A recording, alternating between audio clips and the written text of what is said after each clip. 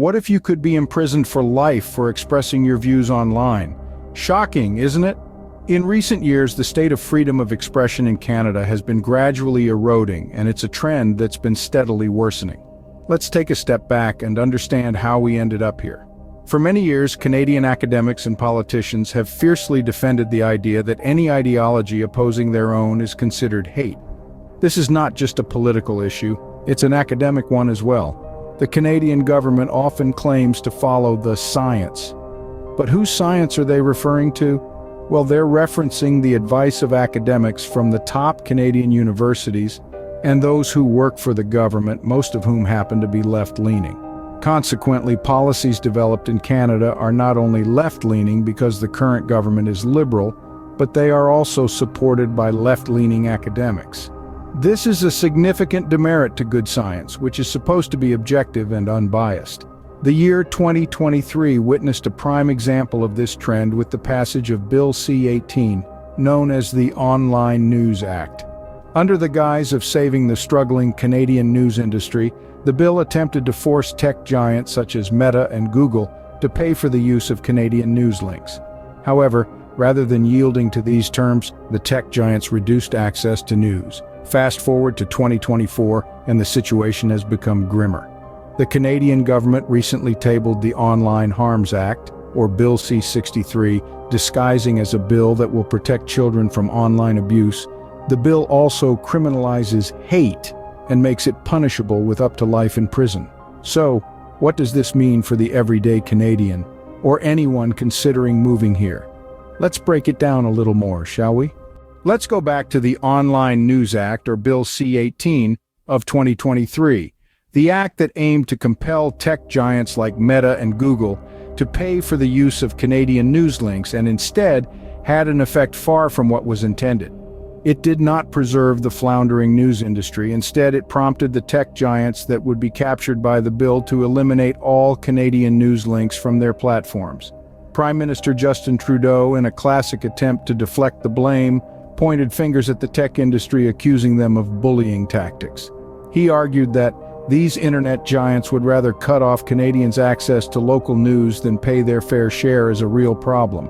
And now they are resorting to bullying tactics to try and get their way. It's not going to work. Yes, as surreal as this may sound, this is a direct quote from Prime Minister Justin Trudeau. Despite his words, the reality was that this legislation had stifled the free flow of information, and it didn't stop there. Moving on with the government's crusade against freedom of expression, the year 2024 brought even darker clouds over this fundamental right, with the government tabling the Online Harms Act, or Bill C-63. On the surface, this act seemed like a noble attempt to protect children from online harms. However, a closer look revealed a more sinister agenda. The act proposed a new standalone hate crime offense punishable by up to life in prison. You heard that right. If this bill is passed, anyone could be sentenced to up to life imprisonment for expressing their views online. This new crime would be charged if an individual was deemed to have incited hatred on the internet. The bill's vague definition of hatred and the broad categories based on which one could be charged with this offense raises serious concerns about its potential misuse, which could criminalize dissent and criticism. To expand on this, the categories of hatred that would criminalize hate, according to this bill, are the following: race, national or ethnic origin, language, color, religion, sex, age, mental or physical disability, sexual orientation, or gender identity or expression. Now, let's remember and recognize that what may be considered hate by some may not be so to others. Therefore, trying to criminalize a subjective concept tips the scale of power in favor of one side of the political spectrum. Imagine expressing your anger online against an institution for its historical wrongdoings, only to be charged with a hate crime and potentially face life imprisonment. For example, let's say you express your outrage against the Catholic Church for having kidnapped, indoctrinated, and sexually abused Indigenous children in Canada, and your words are used by other people to set fire to Catholic churches around the country. Well, under this bill, you could now spend the rest of your life in prison. This could be a reality under Bill C-63, where expressing strong dislike or detestation could be construed as a hate crime. The irony is palpable. A country that prides itself on upholding human rights now threatening life imprisonment for voicing strong opinions online. While criminals such as sex offenders, thieves, and drug dealers walk free after short sentences, those who dare to express their thoughts could face severe penalties. This is the grim reality of freedom of expression in Canada today. Even more ironically, the individual who tabled Bill C-63, Justice Minister Arif Virani, has had his car stolen 3 times in the past 3 years, and instead of focusing on creating legislation that would deter car thieves and make Canada safer from real crimes, he has tabled a bill that could lead to more censorship of freedom of expression. The government priorities do not align with the realities that people are facing on the ground. The Canadian government's increasing control over freedom of expression is a worrying trend, one that threatens to stifle the diversity of thought and the freedom to express dissenting views. The consequences of these legislations are far-reaching, affecting not only the citizens but also those who hope to make Canada their new home. Let us take a look at concrete examples of how the Canadian government is actively suppressing freedom of expression. But before doing so, let's make one thing clear. There is a difference between freedom of speech and freedom of expression. Unlike in the United States, where Americans have a right to freedom of speech, in Canada, we have a right to freedom of expression, which includes freedom of thought, belief, opinion, and expression, including freedom of the press and other media of communication. However, our right to freedom of expression can be limited by laws. The problem is that our government continues to deliberately limit our freedom of expression by passing laws that do just that. Let's make another thing clear.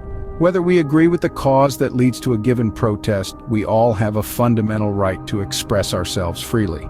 Now let's look at a few examples where it is made evident that the Canadian government is not only legislating against freedom of expression, but is also carrying out measures that suppress people's voices, sometimes illegally.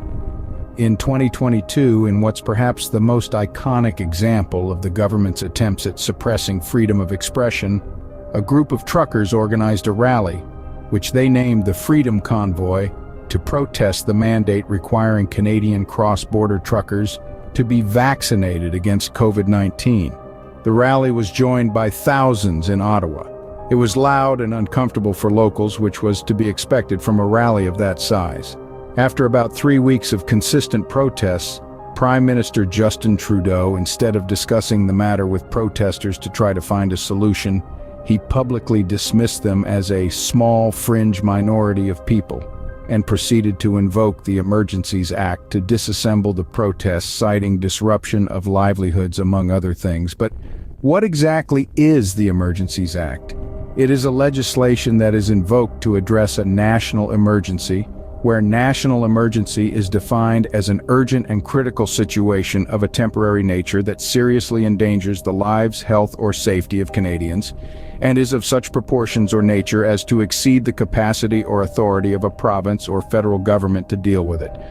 Upon invocation of the Act, the police were authorized to dismantle the protests.